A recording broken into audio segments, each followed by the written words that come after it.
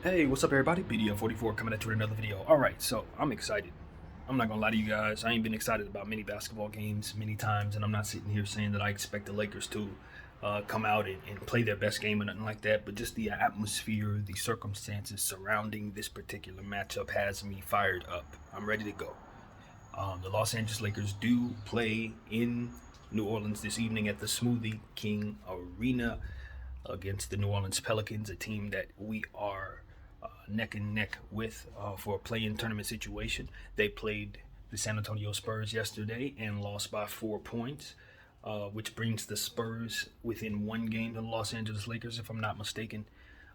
This is a tight race between these three teams, and the Pelicans will be hosting our event tonight, and of course, we would have Brandon Ingram being questionable for this game. He didn't play last night, which means he'll probably be ready to go against his old squad, the Los Angeles Lakers, which is really bad news because I thought he was out for a while and he will be available at some point very soon for one of these two matchups, if not both of them. So we'll see if he'll go tonight. CJ McCullum is a guy who's been shooting the ball at a very, very, very efficient rate, high 30% from behind the arc. This trade has been a good thing for him. He's shown exactly what type of player we know him to be, which is a pure scoring threat at all times, mid-range king type of player, three-point shooter, you name it. He has skills, and you best believe they're going to be on display tonight. So we're going to have to devise ways of slowing him down. You have another player out there by the name of Devontae Graham, who really shot poorly last night. I checked the stats from their game. He was 2 for 11. I would imagine he's going to want to bounce back and shake that off. So I'd expect he'll shoot better tonight. We know what he can do. He's not overly consistent, but if you let him get hot, he can light you up for 5, 6 threes. And on a very great night, he can go for 40. So you just have to be very careful about Devontae Graham. He's a scoring guard, and he will be doing work for the Pelicans. The issue with the Pels for us, honestly, Laker fans, is they have a lot of size, man. A whole lot. You're talking about Jonas Valanciunas, Herb Jones, our very own Larry Nance Jr., who will also be back. He played last night. I think he was just coming back from injury, so he'll be fresh for us. I think he's not questionable, but normally when players are coming back from injury, they don't love to play him on back-to-backs. But given the fact that Larry's a young player and they do have so many good forwards, I would imagine they will be playing him tonight. So yeah, this is a big game for their team. They're going to have all hands on deck. So we will have to deal with just a bunch of size, man. And Dwight Howard is, in fact, questionable for this game with a hip. So if he's not able to go, it really puts us behind the eight ball as it pertains to going up against a team that has plenty of bigs. Herb Jones, it's a young player who didn't play particularly well yesterday, but his game isn't really showing up on the box score. You're looking for him to more or less do a little bit of everything and a lot of defense, and explosive plays. He's going to dunk on your head. He's going to block a shot. He's going to pull down some boards, and we just are going to have a whole lot of Wenyen Gabriel out there to kind of offset what it is that their wings do, especially if they have Brandon Ingram come back tonight. Another guy that you have to pay attention to on this team is Jackson Hayes. He's going to be their sixth man off the bench tonight. I'd imagine that center spot, depending on if BI is able to go. And he's just a long center who can play other positions. They like to slide him around, from what I understand. So 7-footer, explosive shot blocker, somebody whose game is growing, somebody whose confidence is growing, and somebody who was a lottery pick taken, I think if I'm not mistaken, 6 or something like that, the same year that Zion was taken. They took him in the lottery. Kind of questionable in my opinion. I felt like they could have got some other type of weapon in that situation, but they did need a center at the time. Jackson has turned into a very solid prospect who I think has a DeAndre Jordan type of upside in my opinion. He's a really athletic guy who can do some good things. So I'm expecting to see him grow, and we will see him. Jose Alvarado. This dude has the green light. Their coaching staff, Willie Green, and those guys really believe in this young player. And at the point guard position, he has shown that he is a high-level, high-value rookie. I'm not sure where they drafted him at. I don't know where this dude came from, but he is a problem. If I'm not mistaken, he's from New York. I think I do remember them saying he's a New York dude. But either way, big problem. Um, Last night he had a double-double, if I'm not mistaken. 20, high 20s, I think, in his scoring. Don't quote me on that, but this dude is going off every night, showing that he can do a lot of things. D'Lo, our guy, our very own D'Lo, lit a fire under this kid in a viral moment where he was on the court, recorded and saying, "Can this dude shoot?" And of course, Jose looked at him and said, "Yes, I can shoot," and proceeded to take him on. You know, at that moment, you understood what type of respect this man has for himself, and how much pride he takes in his game, and that he's here and he wants to make a name for himself. I don't know how their rotation situation looks, but I would imagine that he's going to be sliding into that starting point guard position at any time now, especially if Devontae Graham continues to struggle. He's more of a traditional point guard. He's going to do more for their offense and facilitating and things of that nature. And ultimately, I just think the future is very bright for that young player, especially given the fact that Kira Lewis, unfortunately, has been out with a shoulder, I think it is, some type of injury. No, it's a knee. Forgive me, it's a knee. And so that was a young player that they took. I think he was in the high teens, the same a few years back. I think that might have been the same year they took Zion. I'm not sure though. But he's also a high-level rookie who's unfortunately not going to be out there for their team. But he would give us fits if he were. Very, very fast-footed player, high upside. So, yeah, they just got a lot of talent. Obviously, you guys know I'm going to mention Trey Murphy, my very favorite rookie. He only had 12 minutes last night. They fluctuate with his time, and I just think that they're misusing him to the umpteenth degree. I think he should be a much more featured player on their roster. I think they have a budding star, if not future superstar, with the type of upside that I believe he has. But if they're only going to play him 12 minutes here, 20 minutes there, you're never going to see the best out of this kid. I just think that if he would have been drafted in a different situation, you would understand exactly what type of talent that kid has. It's just about the role he's in and where he found himself in the draft situation. But I'm telling you that if they take the cuffs off of this kid, he's gonna turn into something very special. So keep an eye on Trey Murphy III, who will be coming off the bench for the New Orleans Pelicans tonight. So luckily enough, we don't have to deal with Zion. Zion is making videos telling everybody he's ready to play. Do not be surprised if he just pops up and decides to play, if allowed to. I'm not saying tonight, but at some point in time, especially if they make the play-in tournament, he wants to get out there. He's making it known he's ready to go.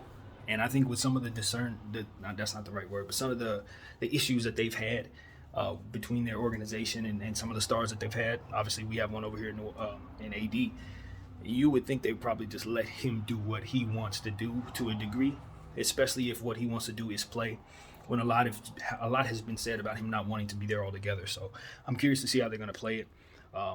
They say his conditioning is not where it needs to be, and then I see him throwing the ball off the backboard and catching it between his legs and then dunking and landing hard and speeding off. So I don't know. I think Zion is ready to go, and if the Pelicans are smart, they'll give him what he wants, whatever it is. So that's what I think of that. Overall, I'm excited about this game because we are in a position where we can honestly say we've been playing well. Los Angeles Lakers, even though we've lost the last 2 out of 3, you can honestly say they've played well in all 3 of those games. And you just know that LeBron James took the Philadelphia game off earlier in the week because he knew he would be able to have this much time off if he did. And it will prepare him for the final stretch of the season, where we'll probably need him to play most of these games, if not all of them. So we punted that, thinking that we probably didn't have any chance of beating the Philadelphia 76ers, and unfortunately did have an opportunity, given the fact that Philadelphia had a couple players in James Harden and Joel Embiid, a couple of serious ones, go down with little knick-knack injuries that they ended up fighting through, but ultimately kept us in a position to have the door open for us to walk through. And we just didn't walk through it without the presence of LeBron James. So that's what we punted it for. We punted that game so that we can have him fresh for this one, and we're going to need him. Obviously, going into the Smoothie King Arena, even though AD is going to be on the sidelines, his presence in that building alone should fire that other team up and their fan base as well. No love lost there, I'd imagine. So we want to win this game for ourselves. We want to win this game for AD. We're going to have to play our young players. We're going to need a full-fledged dose of Stanley Johnson, Malik Monk, Austin Reeves, Wenyen Gabriel. We're going to need those guys to play well. And if we really want to have success out there, I would suggest that the Los Angeles Lakers cut down their 3-point shots. And if they do want to take them, make sure it's Malik Monk and DJ Augustine taking those threes. I just like us better, if we're going to shoot threes, to allow the players who are really good at it to do so. Everybody else should be trying to take shots inside the three-point arc, in my opinion, unless they're open or unless it's a situation where we just can't do anything else. But we are a better team when we shoot under 32 three-point shots, in my opinion.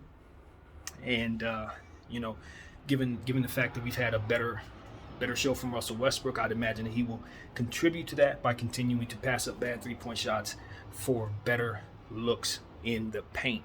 That has worked for us. He has worked better in situations where we've allowed him to kind of control the ball on the road, particularly these last 4 games or so. He's really been a much better floor player for this team. He's had a better floor game, so his shooting percentages has gone up. His turnovers, although not so great, 7 turnovers in the previous game. You also saw where he had 8 assists and 9 rebounds, I believe it was. So you definitely see where he's been productive and scoring more. So if we can continue to get this type of production and this type of confidence out of Russell Westbrook, particularly since he's played so well on the road, if we can have him play better in this game, we will be in a good position to upset this team, who is obviously bigger than us. All in all, we have the best player on the floor. Whether BI plays or not, we still got the best player in LeBron James. I expect him to be wide awake for this game, well rested. And, we're going to need a lot of scoring from him tonight. The Bron that I want to see is the Bron that we saw in the previous game he was available for. We were doing a lot of situations where we were getting him the ball in the paint, but not staggered positions where he'd have to bang up against guys, but more so situations where he's cutting into the paint and someone will get him the ball, or vice versa. Those type of plays, give and go plays, screen and roll plays, things like that. More of those plays are best for us. When we have LeBron James settling behind the three-point arc, taking three-point shots early in the shot clock, we do not fare well. We must value possessions, or we will not win the game. Simple as that. Carmelo Anthony is going to be very important. How we use Carmelo Anthony is even more so important. We cannot put him in situations where we have him at center tonight and expect to have any success. You're going up against Jonas Valanciunas. You're going up against Jackson Hayes. You're going up against Larry Nance. You're not going to win if you put Carmelo Anthony up against any of those guys at any given moment. Do not do it. I don't care if the Dwight Howard's out there or not. Find something else. Don't go there. It won't work, and your score will reflect that. So that's something that we need to be very, very serious about doing. It's a playoff game, Lakers. Simple as that. And what this team has is a lot of young players who can get to 50-50 balls quickly. So it's going to be about Stanley Johnson and Wenyen Gabriel staying out of foul trouble, and Austin Reeves hitting his three-point shot. And I know that that's not something within his control, but he just has to take good ones and just live with the results. We're going to have to take good shots if he's open. Malik Monk's going to continue to do what he does, and we're going to need it. More scoring, more consistency. He can't have an off night for us to succeed tonight. THT is, from what I understand, probable for tonight, so we're going to have to use him in smart ways. But it's going to be something where we have to monitor him just like we monitor Westbrook. Hopefully we can get a good game out of THT tonight. It's going to be imperative that he plays well, but more so, I think what I'm trying to say is imperative that he doesn't play poorly. That's what I'm saying. We just can't have a bad night from anybody. So, I'm looking at Frank. I think Frank had a pretty good game for himself against the Philadelphia 76ers. I thought he cut bad situations off quicker than usual. He didn't leave bad lineups on the floor. He relied upon players that he should to succeed, and it just seems like something has started to click there. Someone has reached him and got him to understand what it is that we need to do to be better. He's benched all of our vets, which I think is the best decision, and I think that's why we're winning. It's because not only have we seen a shift with some of the players, including Russell Westbrook, but I think we've also seen a shift with the coach, and some of the decisions that we've made have just been better catered to us, helping us win, and I think that that's ultimately something that I am happy to see. So hopefully that can continue. I do have my concerns because obviously there are tendencies that we've been dealing with all season long. But when we turn the corner, it's okay to say we've turned the corner. Now, if we take steps back, we'll be just as okay saying we take steps back. But from this point, we're in a good space, and we're going to love where we're at. So that's what I have to say about that. So That is where we are. That is where we are. We're going to have to monitor everybody's fouls, especially our bigs, because if anybody gets in foul trouble, it's curtains tonight, especially if BI goes. So it's all about staying on the floor, no bad fouls. And again, I just want to double back and say, please play DJ Augustine more. He's one of our most efficient scorers, and he doesn't hurt us on the defensive end if we put him in good defensive lineups. So I'd like to see us use him. We have him. He's helping us use him. And yeah, that's pretty much what I got to say, man. The Los Angeles Lakers will be playing for their lives tonight. You know, even though we have 8 games left, this is a game, first of 2 against this team, and obviously in this jumble, bunched up situation with the standings. So it's so important that we win this particular one on their home floor. We're still trying to figure out who will play where in the play-in tournament. So we would rather that game be at the Crow than at the Smoothie King Arena, straight up. So that's what it is. We got to win this one. I feel like I'm forgetting somebody on that bench, that Pelican team that I want to mention, but I can't think of who it is. But what I will say is they have a good team full of players who have high upside, and they have enough star power with BI and CJ to make this an extremely competitive playoff-like game. We're going to have to understand that if we don't bring the intensity for 4 complete quarters, on this night, we can get beat. On every night, we can get beat. But this is a night where we definitely don't want to get beat, a game where we feel we should win, and I expect the team to play well. And I know I cringe when I say that, but I do. I expect them to meet the intensity of the circumstances. That's what I'll say. Rather than to say play well, I want to see them meet the intensity of the circumstances. Play hard, rebound the ball, do the Mighty Mouse thing, as I always say, which means offensive rebounding from players who otherwise shouldn't be asked to rebound. Everybody needs to crash the boards at all times. No leaking out if it's going to cost us opportunities at boards. I'm sorry, we just can't do it. Not against Jonas Valanciunas, who shoots threes. Jonas Valanciunas shoots threes. Devontae Graham shoots threes. B.I. shoots threes. Murphy shoots threes. Alvarado shoots threes. You seeing what I'm saying here? They got a bunch of players to shoot that ball. Devontae Graham, I'm telling you, we have to play the perimeter just as serious as we need to match up against their bigs. And that's why I don't love this matchup. Now, this 3-point shot could be something that they live and die by. They're not the greatest 3-point shooting team in the world. So if they shoot too many of them, they can shoot themselves in the foot. We take advantage, get in transition, maybe get lucky. But we need to pay attention again to guys like Herb Jones who are going to try to mess up our transition situations, try to slow our pace down and make this game mucked and dirty and all of that. Larry Nance, we know these players. They can make the game ugly, so we have to be careful. Deflections, things of that nature. They got long players out there in the wing, so we're definitely going to have to meet that intensity. Stanley Johnson, Wenyen Gabriel, Austin Reeves. That's what I'm looking at. Those are our defensive guys. Those are the guys that need to be Spider-Man out there trying to have the hands and tentacles on everything. We need to make sure that we outplay their dirty dog role player type of players. That's basically what I'm trying to say. The guys that do the dirty work, our dirty work guys got to out dirty work their dirty work guys. You feel me? If that happens, get a good superstar caliber performance from LeBron James, and we will walk out of this place with a victory.